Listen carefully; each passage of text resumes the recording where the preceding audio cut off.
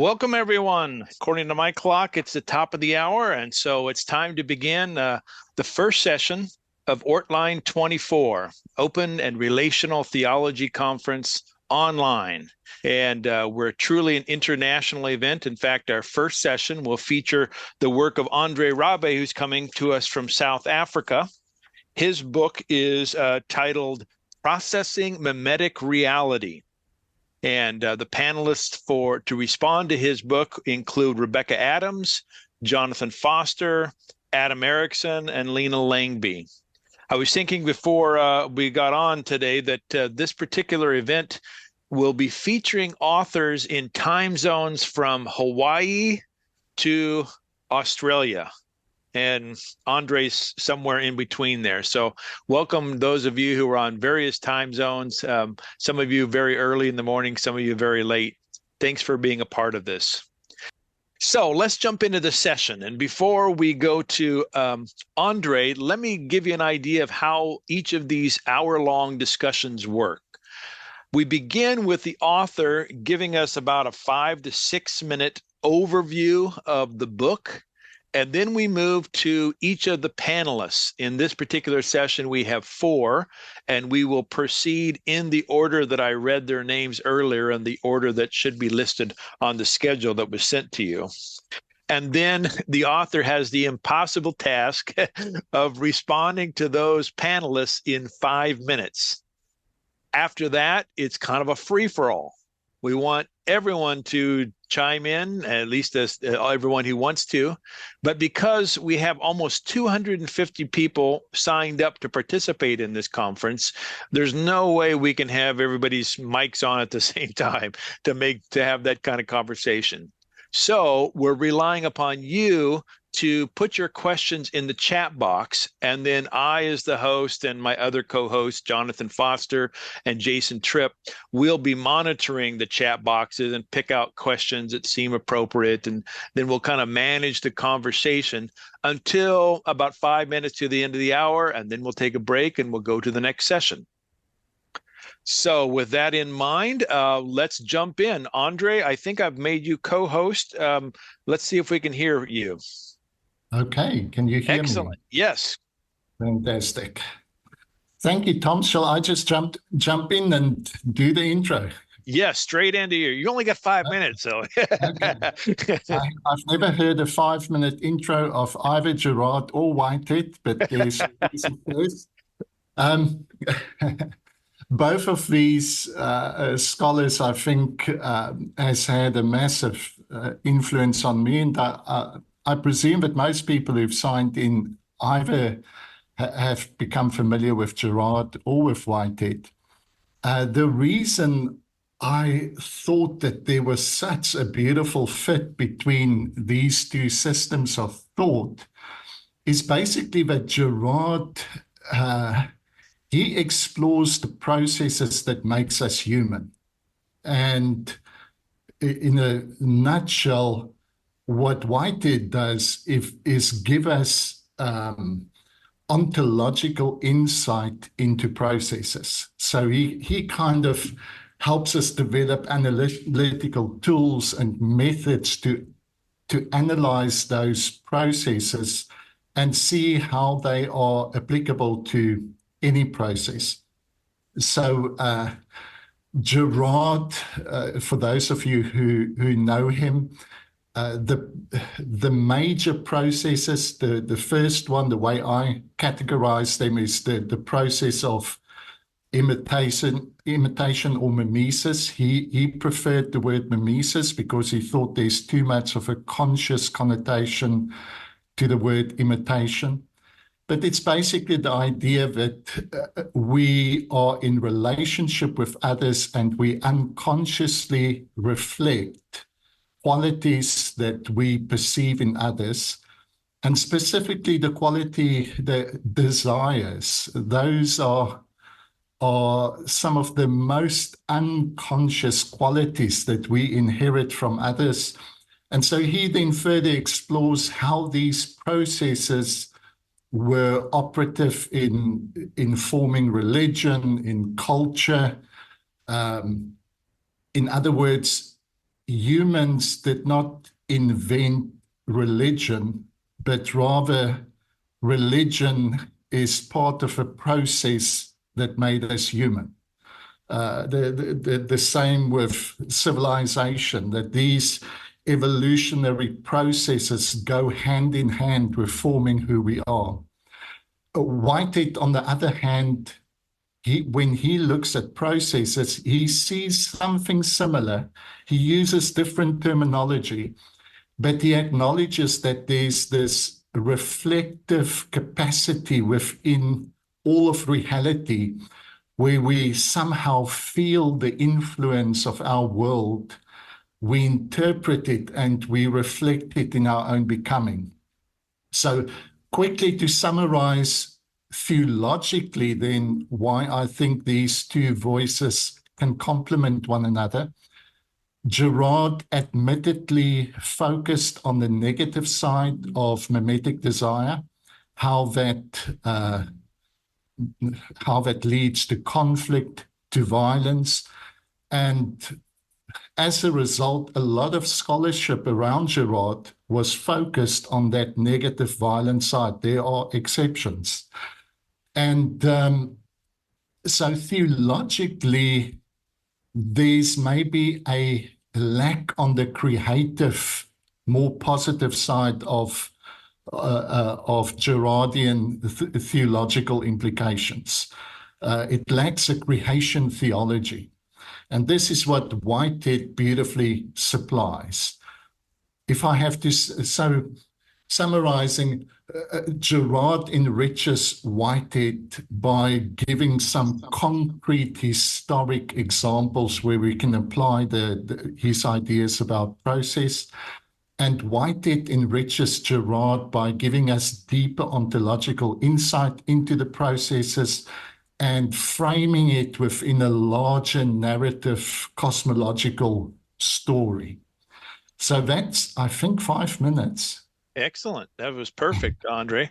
I should have said earlier that in this conference, we don't do what happens in other conferences and where we give long introductions to each author and each panelist, because we want to get to the heart of the ideas as quickly as possible. So we're just going to go directly into the first respondent, who's Rebecca Adams, who's an expert on Girard and Whitehead. Well, Girard at least. Rebecca, are you ready? I think we've still got you on mute. Yeah, I'm ready. There we go. Awesome. This is heavy stuff for this time of the morning. Definitely. So I have a written response. Great. So Andre, thanks for undertaking this incredibly exciting and original book. You say some truly new things here, which may change our understanding of both the work of Girard and Whitehead. I'm personally more familiar with Girard with just a passing exposure to Whitehead. Another reader might come to the book from the other end of the spectrum, knowing Whitehead better and perhaps learning about Girard for the first time. Either type of reader will be rewarded with new insights. You begin, and you said a little bit of this already, in combining two systems of thought, Whitehead's metaphysics provides both a cosmology and an ontology, complementing mimetic theory. Conversely, the Girardian anthropological narrative provides an opportunity for a concrete application of process concepts, thereby illustrating them in human history. And then you say, new opportunities for harmony or conflict will emerge through new contrasts between the two discourses as well. As we navigate these potential conflicts, we embark on an adventure that can steer us to a beautiful new space, a larger and more useful meaning-making framework. The language of new opportunities for harmony or conflict belongs to Whitehead, but well illustrates what it's like to bring these two systems of thought together. Harmonies can delight, inform, and enrich us. Conflicts, Whitehead would say, invite us to create beauty as well by challenging us to deepen our thinking, seeking to understand and enfold those conflicts within a larger frame of meaning. I'd like to focus on one significant harmony you bring out, one that could significantly change the Girardian characterization of mimetic desire as usually implicated in violence. Using Whiteheadian terminology about how process works within a subject, you show this need not be so. Since it's such an important point and the one in which I'm most personally interested, I'm going to foreground your reinterpretation of the concept and lived experience of existential lack. This idea of existential lack underlies Girard's claims about why mimetic desire so often leads to violence. We come into rivalry with others through grasping toward the perceived being of others, trying to make up for what we feel is missing in ourselves. In contrast, you show how, using Whitehead's concepts, this lack might be interpreted less negatively as a neutral or even positive feature of our human existence, simply concerning as yet unrealized possibilities. First, you argue that for Whitehead, lack can be less an existential state of anxiety and instead just a logical descriptor about the existence of potential or the future, what lures us forward in the process of becoming, page 97. Whether lack is felt as negative or positive lies on a spectrum. You say, where we place our focus will determine whether a perceived lack of the present or the promise of a more abundant future serves as the greater motivator. Page 96. Second, this reframing allows for a new interpretation of the experience of mediation, namely that, quote, the model does not contain the fullness of being I lack, but instead plays a role in contextualizing and communicating divine possibilities of being. Recognizing the model consciously as a mediator brings a healthy balance to the relationship. This recognition makes it unlikely for rivalry to escalate dangerously in the mistaken belief that the rival has the power to give or take away my very being. This results in a more transparent and authentic model of desire, meaning that I'm more aware of the role others play in shaping my desires and simultaneously aware that the possibilities of a fuller being reside beyond these models in the mind of God. Page 99. This interpretation helps us escape the sense of inevitable conflict and violence through mimetic desire Girard often leaves us with. With Whitehead's help, we can see how mimetic desire can be a non-violent, positive lure forward, describing how subjects are always becoming more than they have been. I'll leave you with a question. After this significant harmonization, and I would say the creation of real beauty here achieved in your work, are there still conflicts between Whitehead and Girard?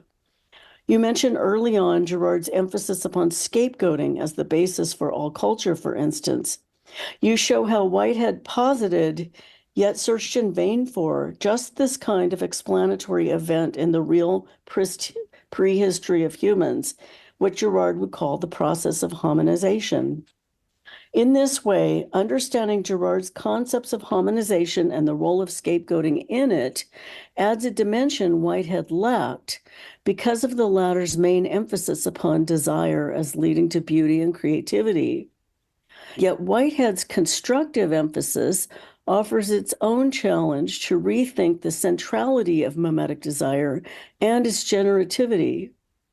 In your analysis of mimetic desire through Whiteheadian categories, you seem to imply that mimetic desire, constructively construed, could possibly be either A, more fundamental than scapegoating, or B, also creative with regard to the origin of culture, apart from scapegoating.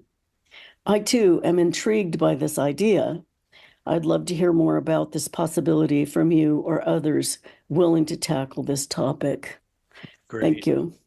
Thanks so much, Rebecca. That was excellent. Jonathan Foster. Good morning, everyone. Can you hear me? You're Yes. good? All right. Hi, Andre. Glad you shaved for the occasion. Looks nice. I'm going to read mine as well. I'll read it quickly. So the writer of Ecclesiastes says, there is nothing new under the sun, and yet Andre's work is something new. And it begs the question what the Ecclesiastes writer was trying to say. Did he mean exactly that he was trying to make some kind of cosmological statement, that only new things happen above the sun or before the sun was created? I don't think so. I don't think the writer is trying to make the claim that the true definition of new can only be associated with God, and that God created the sun ex nihilo out of nothing. For one reason, the thought is so abstract that it's pointless. For another reason, well, it'd just be embarrassing for Tom to have been wrong for all these years. Now, we could go the opposite extreme, and we could say that what the writer was saying is, hey, all these things you see before you that you think are new, they really aren't, because all those things are exact replicas of something that's already happened before. But I don't think that's the point either. Rather, what I think this means is that life unfolds against a series of patterns. They are themselves surprisingly consistent from one epoch to the next. However, within those patterns, there are genuine moments that emerge that become as close to novel as one can get, as close to something we might label as new as one can get. And I think Andre's work falls into that category. It's as close to novel as one can get. Now, I'm not saying that others who have written about the convergence between Girard and Whitehead aren't novel. And now, of course, I'm thinking of that one work in particular that brings Girard and ORT together. And I'm not saying that that work isn't novel. It is.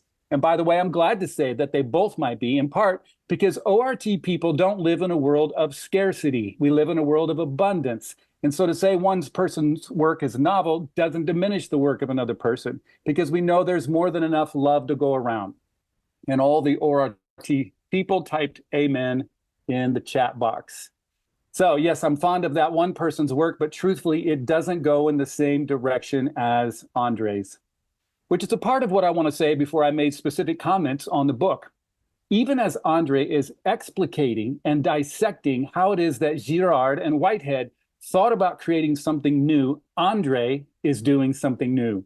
For who else in the freaking history of humanity has attempted to say, hey, when Al Whitehead is talking about the appetition that guides the process of prehension towards satisfaction within the boundaries of an actual occasion, it's tantamount to René Girard talking about the longing of desire morphing into the mimetic cycle of imitation. As far as I know, no one else in the history of humanity has written that sentence. That is something new. Who else has pointed out that when Girard states that mimetic desire is inherently good, that this creative trajectory correlates with the Whiteheadian concept of a divine lure towards beauty? As far as I know, no one has ever typed that sentence before, except now Andre has. How cool is that? Who else has ever written that both Girard and Whitehead knew that relationality was at the heart of everything? Well, okay, I've said that before, but you get the idea. 2 out of 3 isn't bad anyhow. What I don't want to miss is how great it is when a thinker interacts with other thinkers and is able to synthesize in such a new way. And this is no small thing for open and relational theological people. ORT people celebrate the new in each and every moment. That doesn't mean that we're not interested in the past. Of course, one must be interested in the past because that's how we all got here. We just ain't beholden to the past. Or as I sometimes say, as a friend, tradition is cool, but as a master, tradition can get pretty sucky. And once again, all the ORT people typed amen in the chat box. That's something ORT people like to do. Okay, back to processing mimetic reality. I give you 3 reasons why you should read the book and also just one challenge. Number 1, Andre helps us bring these 2 paradigms together, helps us talk with one another. And it's much needed because, as many of you probably know, René and Al, they use completely different language, and Andre helps us hear more clearly. Number 2, because Andre gives us some interesting ways to see mimesis in a positive light. This is something Girard, for all of his astounding intellect, simply did not do. He believed mimesis was positive. In fact, he went on record saying that to our very own Rebecca Adams. By the way, if you don't know, Rebecca is something of a Girardian rock star. He said this to Rebecca Adams. He said, mimetic desire is inherently good, but Girard never really developed it. It's amazing, really. So anytime you can read something that gives you handles on positive mimesis, you got to run with it. Number 3, I'll just say real quick, my favorite little section in the book is called The Scriptures and Co-Creative Desire, where Andre helps make the connection between what's going on with scripture and positive mimesis. And that little section is worth the price of admission alone. Here's my challenge. I only have about 60 seconds to get into this ridiculously long challenge. I'll give it my best shot. Basically, it is, I hope that there will be people that will take all of this and go further and deeper with it. What we really need in the ORT world and in the Girardian world is to get a bunch of young folks with a good old-fashioned calling on their life to go deeper and further with Girard and Whitehead. More specifically, I still would like to find more and interesting ways to talk about the lack and the divine. I know Rebecca kind of hinted at this as well. The divine and lack. Now, Andre is courageous enough to begin to get into it with his talk about the possibility of lack being embedded within what Whitehead calls God's consequent nature. And I think that is very interesting stuff. Girard, of course, emerges out of the psychoanalytic world of Hegel and Freud and Lacan. And it's Lacan in particular who dares to connect love with the unknown of the other person, the unknown in God even. For if we are to stay consistent with our thoughts about desire and to say that God desires, we must be willing to live in the vulnerable areas of saying that God, yes, has the expectation and hope of desire, but also the worry and anxiety of desire. And that is a very interesting God. So I want to speak of God as being whole, yes, but only as I remember that it's the H-O-L-E instead of the W-H-O-L-E, whole. But I'm out of time. Like I said, I hope others can run with all of this, or maybe I'm supposed to run with all of this. I don't know. But ultimately, Andre, I love your book. I'm glad it's in the world. More importantly, I'm glad that you are in the world. Thanks, Jonathan. Great stuff. All right, let's switch from the Midwest to the West Coast. Adam Erickson. Hey, good morning or afternoon. I still have my CPAP lines on my face, so forgive me for that. Andre, thank you so much for this amazing book. And I am honored to be here with three Girardians that I really, really appreciate and have learned a lot from. So our rock star Rebecca has started us off with talking about mimetic theory and anthropology and the problem of violence, which I was like, should I go in this direction? And so, Rebecca, I'm so glad that you started us off there. I think the direction that I want to go in is divine violence. I think this is one of the big points of your book, Andre, that really, really has helped me, and I think is so important, how process thought and mimetic theory can lead us into a non-violent theology. I think this is crucial it's always been crucial for our world, especially as Girard states that the human theological project from the beginning has been connected to violence, from sacrifice at the very beginning. And you beautifully point that out in your book and in your introduction to our topic today, to our conversation. The positive aspects of anthropology, as Jonathan and Rebecca have pointed out, you do an excellent job. That's a whole, as Jonathan says, H-O-L-E in Girardian thought that you are helping to fill in a beautiful way. You write on page 54 that many Girardian scholars have emphasized the scapegoating process as the most significant generative human event. However, notice that the intensification of mimetic capacities is prior to and more foundational than the violence to come. Girard himself states violence does not play a primordial role in my perspective, only mimesis does. This point is often misunderstood. This is Girard's way of helping us understand that violence belongs to humans. Sacrifice is a human project, not God's project. And yet we continue to sacrifice and scapegoat one another today. This is crucial because sometimes I find myself falling into despair about the violence in the world, especially with the current conflicts in Israel and Palestine, Russia and Ukraine, here in the United States, the political oppression in the Philippines. The more I learn about the violence and injustice throughout the world, the more overwhelmed I get.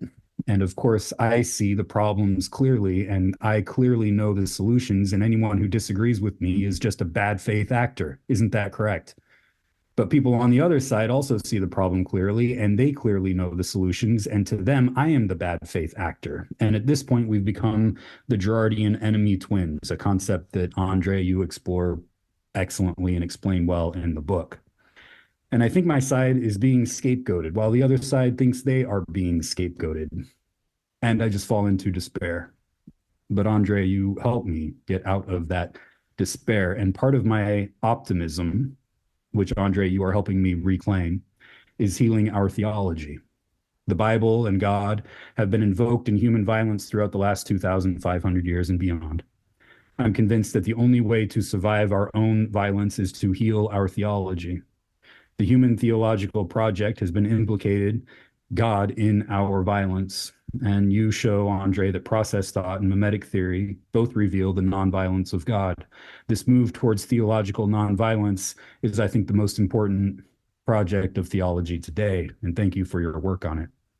On page 41, you state, in relational creativity, God makes fundamental renunciation of divine violence and coercive power. We can see the relevance to mimetic theory immediately, for it also renounces the idea of violence as being divinely sanctioned. Consequently, in both process and mimetic thought, humans, not God, are responsible for violence in the world. My main question, I think, for you, Andre, considering the importance that I think, and we all probably think this is, how do we spread this message of God's total nonviolence in a world that is so, our social DNA from the beginning is based on sacrifice? It's part of how we cooperate with one another. The violence that Gerard points to is a type of cooperation. But how do we cooperate and spread the message? How do we shake ourselves from our origins of violence? I think that's the main one. The other question that I had, this is way too much, is in Gerardian thought, there can be a sense of either Christian primacy and at worst, a sense of Christian supremacy. And I think that process thought can give us a really great way to bring mimetic theory into interreligious dialogue. And I don't know if you've had any thoughts of moving in that direction as well. So anyway, thank you for listening and thank you for this book. Great. Thanks so much, Adam. Two really good issues to deal with. We started this session off in South Africa, and then I think Rebecca is on the East Coast right now. Then we went to Jonathan in Central America, then Adam on the West Coast. Now we're jumping over to Central European time zone with Lena Langby. Lena, are you ready? Yes. Thank you so much for this opportunity to be part of this conference and for reading Andre's book. Well, as you've all heard in this book, Andre, he convincingly, I think, shows the connections between the thoughts of René Girard and Whitehead. Now, I am kind of familiar with Whitehead's thoughts, but I must confess I had absolutely no idea about René Girard or the mimetic theory or anything. So it's been an interesting read for me. So I will start pretty much as the book starts by giving an overview of how I now, after reading the book, understand the main ideas of the mimetic theory. And I will then, just as the book, proceed to Whitehead's thoughts and the connections. And after that, I have two questions for you to consider. So given that I didn't know anything about mimetic theory before reading this book, this is how I now understand it. So first of all, Girard's theory is an anthropology. It tells us about human nature. And part of our human nature is, as you've described, the desire to be part of a community, to belong, and to get accepted. So what is called the mimetic desire is the unconscious way in which we imitate and mimic each other. And we not only have desires ourselves, but reflect the desires of others, and this shapes us. And the desires of others become our own desires. But this isn't a one-way process, because we affect our surroundings just as much as it affects us. And I'll read a quote that I think captures this. It's from page 74. You write, Girard emphasizes that this mimetic capacity should be understood as foundational to our humanity. Our most sophisticated capacities, such as language, depend on our ability to imitate. We don't learn to imitate, rather we learn by imitating." End of quote. And important in this theory is the focus on the negative sides of the mimetic process. We don't only we mimic the good sides and the good desires. More often, we desire and reproduce violence. And if we quickly move to Whitehead and process philosophy, we have, as Andre goes through in the book, a whole lot of complicated concepts. And I must say, even if I'm kind of familiar with process thought, it's always tricky with we have actual entities, really individuals, prehension, the ultimate, and so on and so on. But I think that prehension is the key to understanding the connection between the mimetic theory and process philosophy. At least it was for me when reading the book. So I understand prehension as entailing that every real being or actual entity feels other occasions of experience. And because of prehension, the experience and reality of actual beings become sort of objective parts of one another. And Andre describes prehension as a relationship that has an internal and creative dimension to it. These relationships don't only exist between entities, but are formative of entities. Entities feel the influence of others, and these feelings become aspects of their own existence. End quote. So in my reading, the connection between prehension from process thought and the mimetic capacities from the mimetic theory is quite clear. They both entail a relational process, an ongoing process that constantly affects both the self and the other, and there's not really a final outcome. And I think the book does a great job in arguing and explaining how the process view and the mimetic view complements each other. And I'm convinced from reading this book that these perspectives go really well together. But my question for you, or if you'd like to expand on it, you mentioned it in your introduction. But my main question is, what do I gain from the mimetic approach that I, as a process philosopher, lack?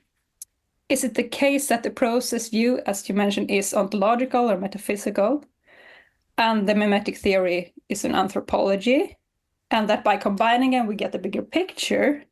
Or is it something else? Is it the case that we understand process metaphysics better by adding the mimetic theory and vice versa? Or how would you explain the gain? And my second question is small and perhaps insignificant. But anyway, when you describe prehension, you use an example of an apple. And you write, "We can use prehension's internal and creative dimensions of the relationship to describe the apple genetically, that is, as processes that produce the apple, and coordinately, that is, as the final outcome of these processes, which would be an actual apple having potential value to other entities." End quote. And I was just wondering whether you think that we can talk of sort of a final outcome of the apple, or anything else for that matter. Given process view, can we still talk of final outcomes? So thank you so much. I will end there. Excellent. That's great stuff, Lena. And earlier I said Andre has the impossible task of answering all of these questions in 5 minutes. While he's trying to do that, the rest of us are invited to add your questions to the chat box. I see a couple of them already there, but just add them there. And when Andre's finished solving and answering all the questions he's been given, then we'll go to those. Andre? Thank you. And thank you to each one of the respondents. Wow, so much in that. I'm just going to go directly to the question, see how far I get. Rebecca, you asked whether I recognize that there are still some remaining conflicts. And I guess this is where we give our attention. My attention was specifically finding the harmonies, and so that's what I saw. But I'm sure if my aim was to get to the conflicts, there would be a few. But I think the conflict between Gerard and Whitehead would also be a matter of emphasis. So Whitehead would look at how does early originating events, for instance, for ritual or art, how do they creatively contribute to the advancement of humanity? And so he would acknowledge that this is within this process, interpretation is involved, and interpretation involves error and misinterpretation. And so he would create room for violence, but he did not specifically try to analyze that. Maybe from Gerard's point, or Gerardian scholarship, maybe it's more difficult to see how creativity played a role in all of that, because very often we focus in on one process, such as scapegoating, and we recognize how wrong it is, and we recognize how evil it is, especially if we've been part of such a process. And I think this is where Whitehead would allow us to say, let's expand the narrative and gain a perspective to put even scapegoating within a context where we can say maybe there was another way for humanity to advance. But the reality is that violence has played a significant role in our past, and that might be a blip within that trajectory. And it seems, according to Gerard, that it took humanity thousands of years to find a solution to this problem of violence. And although scapegoating then is an evil within itself, it was part of a solution that made less violence possible. So You got yes, 1 minute, Andre. One whole minute. thank you. Let me move on quickly. Wow, Jonathan, the lack in the divine. Those are the kind of language that we're always nervous to use when we speak about God. But I think that's why a nuanced understanding of lack should come in, that logically there's a difference between what is actual and what is possible. And the present lacks the reality of what the future holds. And so practically what this means for me is that I can see that we can be at a place where we're content and satisfied where we are, yet excited about the possibilities of being before us. But there's always a kind of unrest within. In fact, that's the way in which Whitehead explains appetite. It's the unrest of the moment, this movement between the present and the future. And so to explore what that means for God, I find it so exciting, because this means that somehow God shares in our experience on even a deeper level than what we've imagined before, that he knows what it is to anticipate the unknown. He knows what it is to experience desire. We do. Lots of work. Excellent question, Jonathan. Unfortunately, we're out of time here, Andre. So why don't we do this? Why don't we shift over to some of the questions that are in the chat that I'll ask you. And then when the session is done, if you want to send Lena and Adam some private responses in the chat box, that'd be great. Or you can actually send anybody, but that might be a way for you to get whatever you wanted to say to them. In the chat, a couple of questions have popped up. One of them is one of those, rubber meets the road. How does this actually matter kind of a question? And it's framed something like this. How can we as individuals or people move from a scapegoating sacrifice system to a self-sacrifice or self-surrender, kind of like Jesus kind of way? So what are your thoughts on that kind of shift? There are obviously so many things that we can focus on, but I'm going to get directly into what is the relevance of this book to hopefully make it more practical.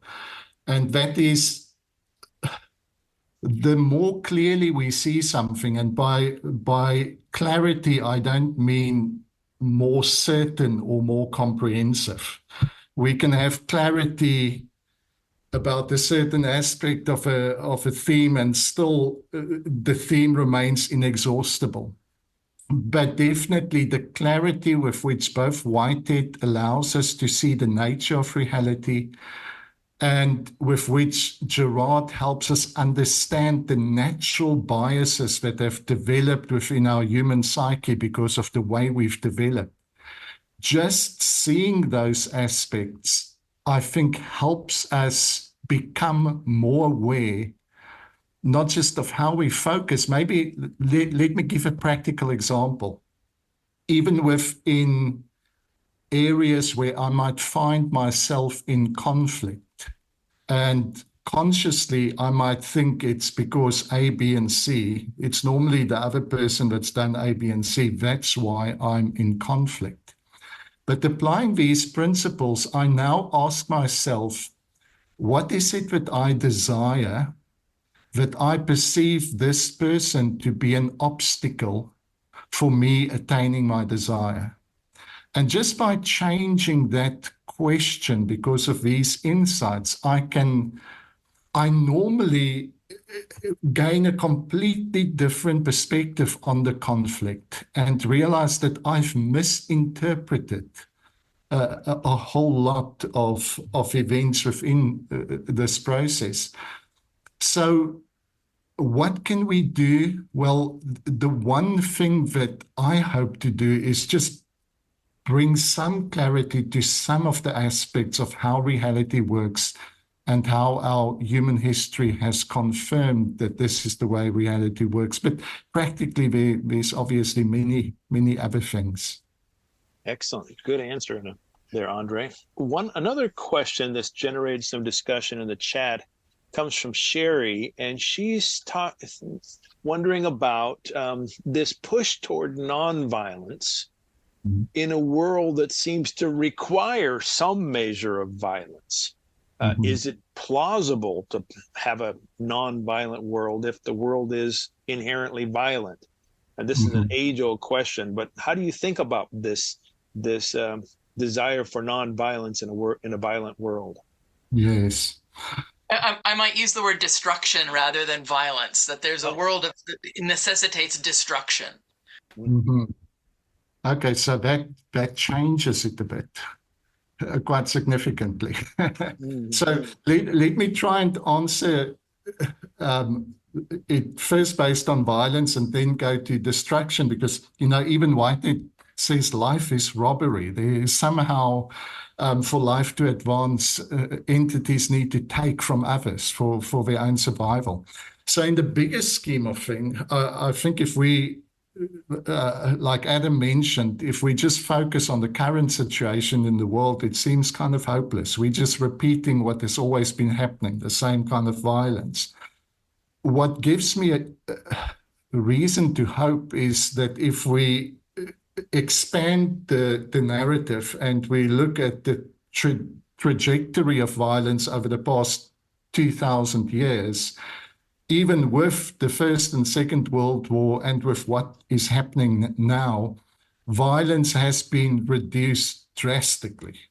So your chances of meeting a violent death in the times of Jesus, as far as I remember the statistics, was something like 1 in 10,000. Today, at least, it's maybe 1 in 100,000. So we can see that maybe this is like leaven within bread. It spreads very slowly. I'm sure the disciples wouldn't have been happy to know that it's going to take 10,000 years for this message to have kind of an impact on humanity. But that gives me hope that this message, just like a water that runs through a valley and it takes hundreds of thousands of years to cut a canyon, it is slow moving, but it does have a tremendous impact. In terms of if we look at distraction, which for me would include a whole lot of events that might not include a intentional desire to cause harm, but is nevertheless necessary for the survival and the moving forward of those involved. I think even in nature, we see examples of plants who have developed methods of coexisting in their environment that is less destructive than other plants. Some plants just seems to have a self-centered way of propagating themselves that destroys the life around them. And then other plants has a way of developing environment that makes it useful for other plants. I think I haven't thought through it carefully, but I think there are possibilities of less distraction and more cooperative coexistence. Does that make sense, Sherry? I don't know if I understood your question properly. Well, I guess I'm thinking like more of Annie Dillard's point that evolution just shows us that nature doesn't really value the individual, that there's this wanton destruction, that there's as much death that comes with evolution as there is life and creativity, and that's just built into the system. And so that leads me to think, if God, how can we then say God only preferences creation when God also obviously includes, there's just this inherent destruction as part of this world? Yes, I understand. And probably again, the kind of story that helps me understand where Whitehead's coming from is this trajectory towards beauty, or the lure towards beauty. Yes. So if we look at our planet maybe 4 billion years ago, it was only violence. It was only lifeless, or to a sense, lifeless destruction of volcanoes, etc. But somehow novelty and creativity found their advantage. And today we've got the diversity of life, the diversity of intelligence, the complexification of consciousness. All of that seem to have been part of a story that leads to something more beautiful. And the story, yes, is filled with violence and filled with distraction, but it seems like creativity has an advantage. Thanks, Andre.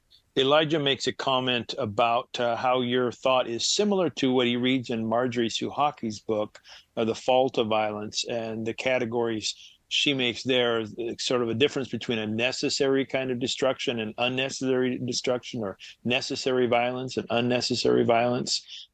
Before I go to the next question, do you want to make any comment to that? Yeah, maybe a quick comment, so to say that not all violence is evil. And I think that is maybe what Marjorie was trying to say as well. When I go to the dentist, I sometimes expect some violence, but it's the kind of violence that helps me feel a little bit better afterwards. So the trajectory of that necessary pain is something better or less pain. So I think those are similar categories to what Marjorie had. And yes, I fully kind of agree with that. Great. Charles brings up an issue related to sort of the big picture of destruction and violence. And actually, he's working on a theme here that Bethany Solareder has been working on. I don't know if you are familiar with it, but something to the effect of maybe the the end of the human species because of destruction, climate change, etc., could be a good thing in the long run because of what it does for other species on the planet. Maybe humans are the problem, and God cares for the overall well-being, which may, in the short run at least, be that humans aren't a part of the equation. What do you think of that bigger picture of things? Wow. I think Whitehead does, in a beautiful way, make us aware of God's presence in every, well, for me, even if he did not intend to. His ideas makes me aware of God's presence in every process. And there's something unique about every plant and every animal, and it displays a beauty that is unique. So it's not present within my being. And so, yes, one of these meta crises are the rate by which we lose unique species of plants and insects, etc. And it's a unique beauty that is lost. But I do also think that there's something tremendously unique about the human consciousness, that within human consciousness we gain a capacity to appreciate this beauty. Even while we destroy it, there is still this opportunity that we don't know of any other place where this level of consciousness and intelligence have developed. So famously for Whitehead, intelligence can be measured by the amount of possibilities that you are able to harmonize to actuality. And the rock lying outside there in the garden has got few possibilities in front of him to be reconciled to the actuality of his existence. A plant has more possibilities, an animal more, but we have got by far the capacity, the increased capacity to consider possibilities. And so I think if we consider possibilities as part of the mind of God, then our engagement with possibilities is part of our intimacy with God. So it's something that I don't, no one wants to consider their own demise or the demise of humanity as something good. But yes, we are doing so much damage as well, which we obviously need to acknowledge and try and find a way to gain a deeper appreciation for the beauty that's not human and for the values that's not human. Yeah. Thanks, Andre. Charles put in the chat, to be clear, I do love humanity. This made me laugh. Thanks, Charles. Well, this is the conclusion of this session. Thanks so much. Let's give thumbs up, hands, whatever, digital hands to Andre and the panel. Thanks so much for making this a great session. And engagement. Thank you. Yeah. As many of you may know, we're recording each of these, and they'll be made available as audio downloads at the conclusion of the conference. So you'll get an email about that. If you miss this, future ones, you can always go back and listen in. So we're going to take a 5-minute break and come back at the top of the hour to explore the work of Deanna Young and her book, Unblaming God. See you in about 5 minutes.